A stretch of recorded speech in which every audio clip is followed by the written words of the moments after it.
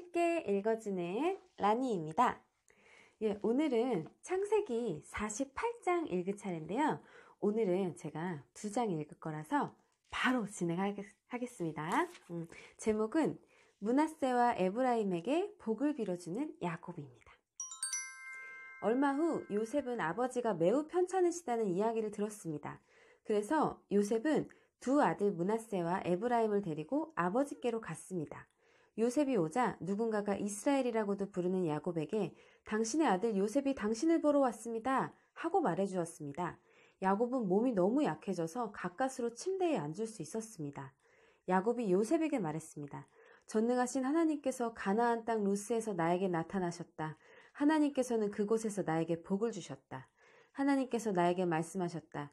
내가 너에게 많은 자손을 주고 많은 백성의 아버지로 삼아주겠다. 내 자손에게 이 땅을 영원히 주겠다. 내 두 아들은 내가 오기 전에 이곳 이집트에서 태어났지만 이제부터 그 애들은 내 아들이다. 에브라임과 므낫세는 르우벤이나 시므온과 마찬가지로 내 아들이 될 것이다. 너에게 다른 자녀가 생긴다면 그 애들은 내 자식이 될 것이다. 하지만 그 애들도 에브라임과 므낫세와 마찬가지로 땅을 받게 될 것이다. 여기서 야곱이 이제 죽을 때가 다 돼가지고 너무 이제 기력이 쇠하고 몸이 안 좋아가지고 이제 거의 이제 침대에 누워서 생활하는데 요셉이 아들들을 데리고 아버지에게 이제 병문안을 간 거죠. 그랬는데 야곱이 요셉의 아들들을 자신의 아들로 삼겠다는 거예요. 이거는 양육권을 빼앗아 간다는 의미는 아니고요. 그냥 이제 합법적으로 자신의 자손으로 이제 등록을 시키겠다는 거죠. 그렇게 해서 요셉한테 이제 자신이 하나님께 받았던 축복에 대해서 이야기를 들려주는 거예요. 야곱이 죽으면 그 유산을 아들들이 이렇게 분배를 받게 될 거 아니에요. 거기에 이제 에브라임과 므낫세도 포함해서 받게 된다는 이야기죠. 한마디로. 그러니까 자기가 죽고 난 뒤에 요셉이 아들들을 또 낳으면 걔네들은 네 아들이 되는 건데 그치만 걔네들한테도 내 땅 줄 거야. 지금 이제 그런 얘기고요. 내가 밧단에서 왔을 때 라헬은 가나안 땅에서 죽었다. 그때 우리는 에브라 쪽으로 가던 중이었다. 라헬이 죽어서 나는 너무나 슬펐다. 나는 라헬을 에브랏으로 가는 길가에 묻어주었다. 에브랏은 지금의 베들레헴입니다. 야곱은 요셉의 아들들을 보고 이 아이들은 누구냐 하고 물었습니다. 누군지 몰라서 물어보는 게 아니라 절차예요. 절차. 확인사살하는 거예요. 요셉이 자기 아버지에게 말했습니다. 이 아이들은 제 아들들입니다. 하나님께서 이곳 이집트에서 이 아이들을 저에게 주셨습니다. 야곱이 말했습니다. 저애들에게 복을 빌어줄 테니 가까이 데리고 오너라. 그때 야곱은 나이가 많아서 눈이 어두웠습니다. 요셉은 아이들을 야곱에게 가까이 데리고 갔습니다. 야곱은 아이들에게 입을 맞추고 안아주었습니다. 야곱이 요셉에게 말했습니다. 너를 다시 만나게 되리라고는 생각도 하지 못했는데 하나님께서는 너뿐만 아니라 내 아이들도 보게 해주셨구나. 요셉은 두 아들을 야곱의 무릎에서 떼어놓은 다음 땅에 엎드려 절했습니다. 요셉은 에브라임을 자기 오른쪽에 두고 므낫세는 왼쪽에 두었습니다. 그래서 에브라임은 야곱의 왼손에 가까이 있었고 므낫세는 오른손에 가까이 있었습니다. 요셉은 아이들을 야곱에게 가까이 데리고 갔습니다. 그러나 야곱은 자기 팔을 엇갈리게 해서 오른손을 작은 아들인 에브라임의 머리 위에 얹고 왼손을 맏아들인 므낫세의 머리 위에 얹었습니다. 원래 보통 이제 오른손으로 장자의 머리에 이렇게 얹고 왼손으로 이렇게 차남에게 이렇게 할 줄 알았는데 이렇게 야곱이 반대로 했다는 거죠. 장자의 그 축복을 내려주는 오른손을 차남에게 올렸다는 거예요. 그리고 나서 그는 요셉에게 복을 빌어주며 이렇게 말했습니다. 내 조상 아브라함과 이삭이 섬겼던 우리 하나님, 지금까지 내 평생토록 내 목자가 되어주신 하나님, 모든 어려움에서 나를 구해주신 하나님, 이제 기도드리오니 이 아이들에게 복을 주십시오. 제 이름이 이 아이들을 통해 알려지게 해주십시오. 제 조상 아브라함과 이삭의 이름이 이 아이들을 통해 알려지게 해주십시오. 이 아이들이 이 땅 위에서 많은 자손을 가지게 해주십시오. 요셉은 아버지가 오른손을 에브라임의 머리 위에 얹은 것이 잘못되었다고 생각했습니다. 그래서 요셉은 아버지의 손을 붙잡아 에브라임의 머리 위에서 므낫세의 머리 위로 옮기려 했습니다. 요셉이 아버지에게 말했습니다. 아버지, 손을 잘못 얹으셨습니다. 므낫세가 맏아들이니 오른손을 므낫세의 머리 위에 얹으셔야 합니다. 그러나 요셉의 아버지는 그 말을 듣지 않고 이렇게 말했습니다. 나도 안다. 내 아들아, 나도 안다. 므낫세는 크게 되어 많은 자손을 가지게 될 것이다. 하지만 므낫세의 동생이 더 크게 될 것이다. 동생의 자손은 한 나라를 이룰 만큼 많아질 것이다. 그날에 야곱은 므낫세와 에브라임에게 복을 빌어 주었습니다.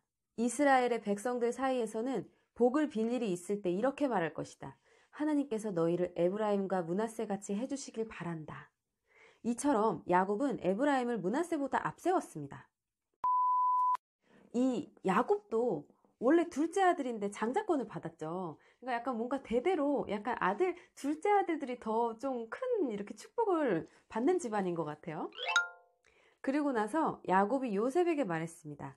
나는 이제 죽을 것이다. 그러나 하나님께서는 너와 함께 계실 것이다. 하나님께서는 너를 내 조상의 땅으로 다시 데리고 가실 것이다.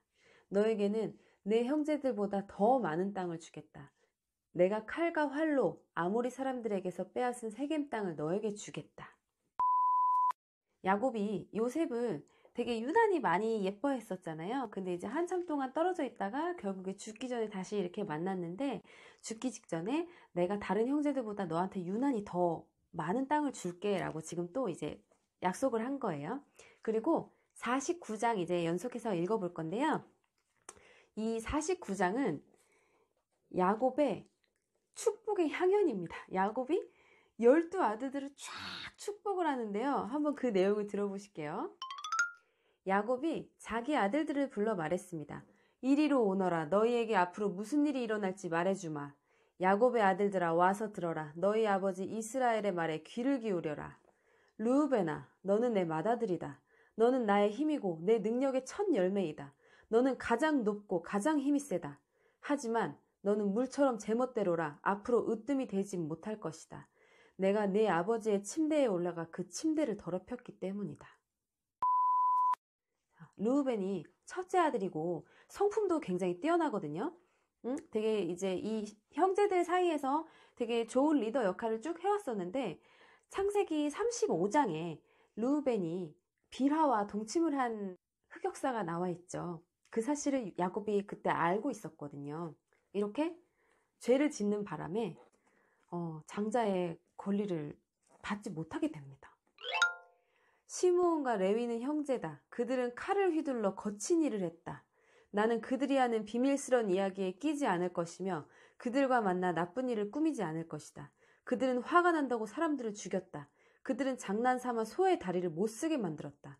노여움이 심하고 지나치게 잔인해서 그들에게 저주가 있을 것이다. 나는 그들을 야곱 지파 중에서 나눌 것이다. 이스라엘 모든 지파 가운데 흩어놓을 것이다.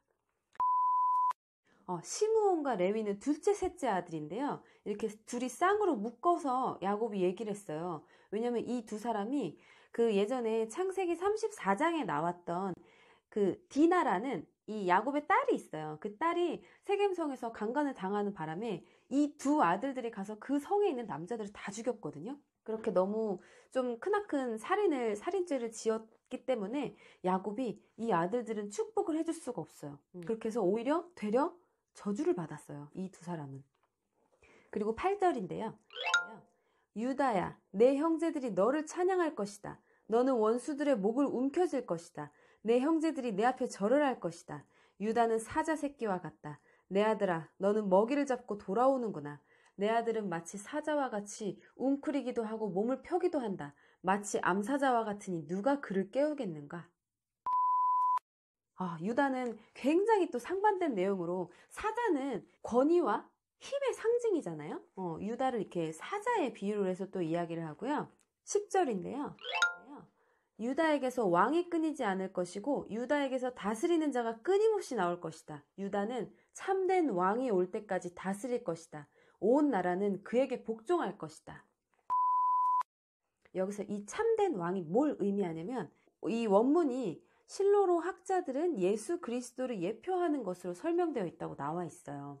실제로 이 유다가 다윗의 조상이며 예수 그리스도의 조상이 되거든요. 실제로.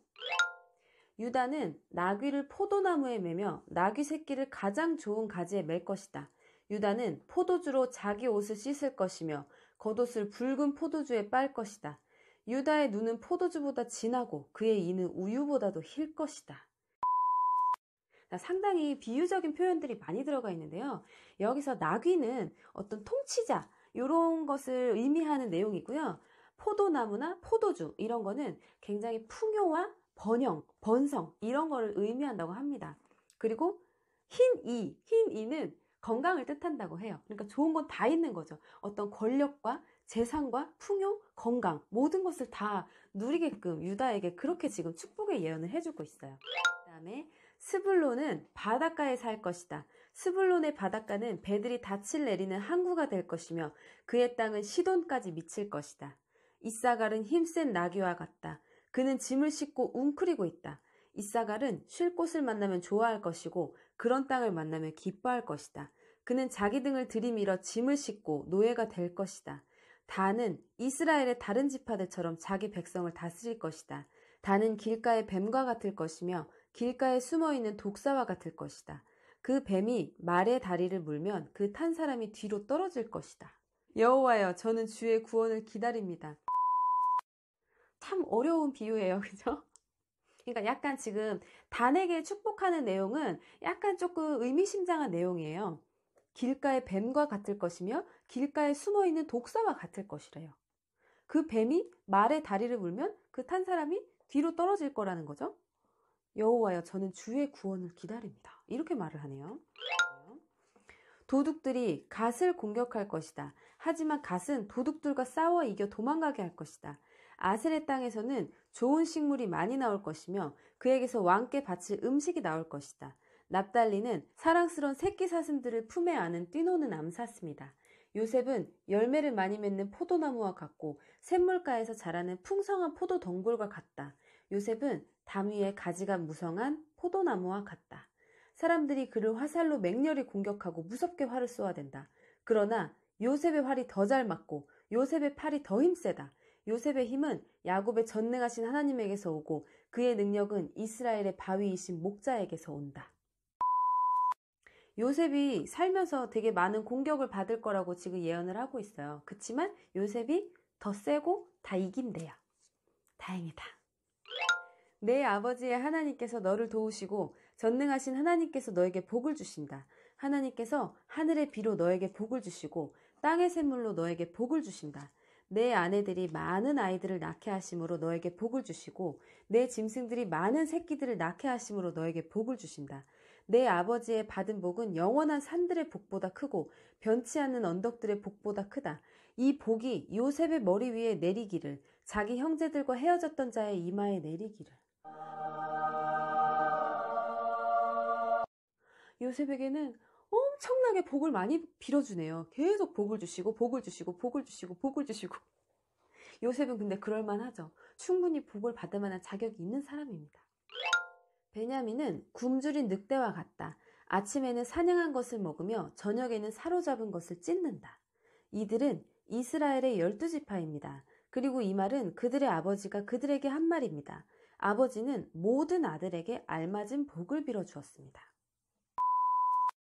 여기서 야곱이 어떤 아들에게는 복을 많이 주고 어떤 아들에게는 좀 이렇게 어려운 말도 하고 저주를 내리기도 하고 그랬잖아요.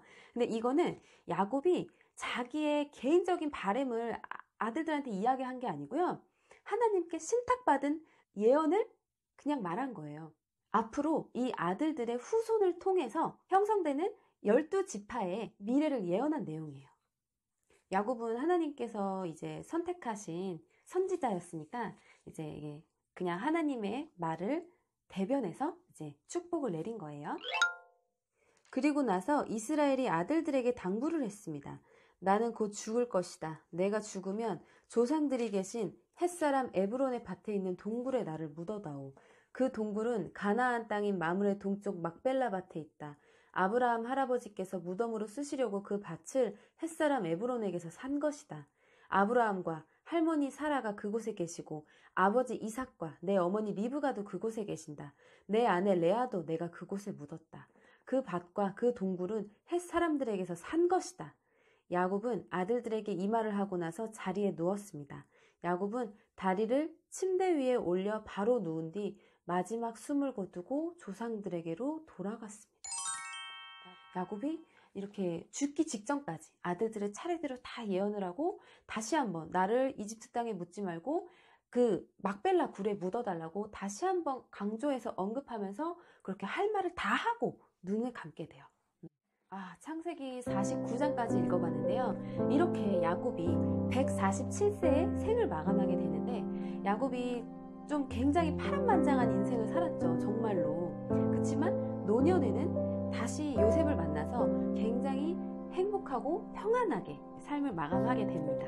그리고 야곱이 죽기 전에 이 아들들에게 이렇게 내렸던 예언들은 1대에서 그치는 게 아니라 대대손손 그 후손들에게까지 다 이어지는 내용이에요. 근데 여기서 주목할 점은 르우벤이 장자인데 또 장자의 축복을 받지 못했잖아요. 앞서 나왔던 가인이나 이스마엘이나 에서처럼 어떤 죄로 인해서 장자권을 잃었어요.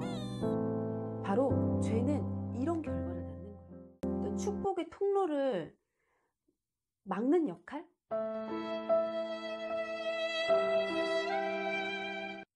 그리고 저는 또 되게 의외였던 건 창세기 중후반부에는 요셉의 이야기가 독보적으로 많은 분량을 차지하는데 정작 야곱의 아들 중에서 주인공은 요셉이 아니었어요.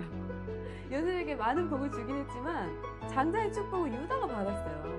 그래서 야곱의 예언대로 유다 지파에서 나중에 먼 미래에 메시아가 탄생되거든요. 그 메시아가 바로 예수 그리스도시죠. 앞으로 예수님 탄생 이야기 나오려면 진짜 너무나 갈 길이 머네요. 그치만 끝까지 포기하지 않고 여러분들과 같이 성경 계속 읽겠습니다. 계속 지켜봐 주시고 함께 해주세요. 오늘도 영상 시청해 주셔서 감사합니다.